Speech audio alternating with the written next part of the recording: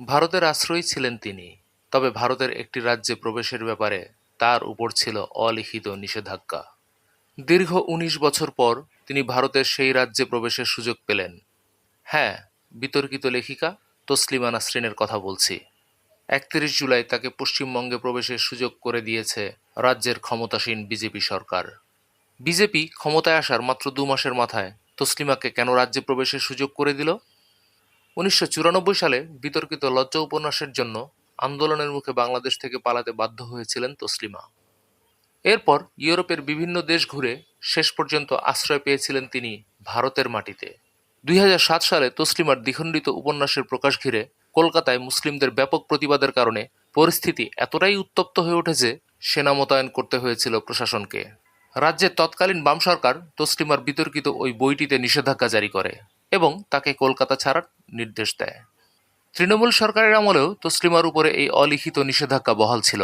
২০২৬ সালে রাজ্যে বিজেপি ক্ষমতায় আসার ২ মাসের মধ্যেই কলকাতায় প্রত্যাবর্তন হলো তসলিমার। তসলিমার লেখাগুলো কোনো মানোত্তীর্ণ সাহিত্য নয়। তার লেখাগুলো ধর্মীয় উস্কানিপূর্ণ এবং যৌন সুরসুরিতে পরিপূর্ণ।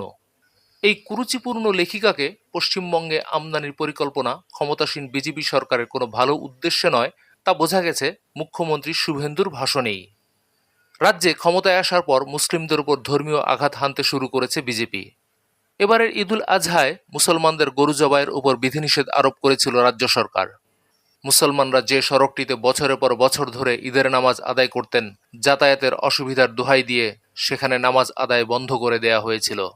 অথচ প্রধানমন্ত্রী নরেন্দ্র মোদীর যোগব্যায়ামের আসরের জন্য ওই সড়কটি ৭ দিন বন্ধ করে রাখা হয়েছিল। পান্ডুয়ার বিখ্যাত আদিনা মসজিদকে মন্দির বলে নতুন করে দাবি করা হচ্ছে।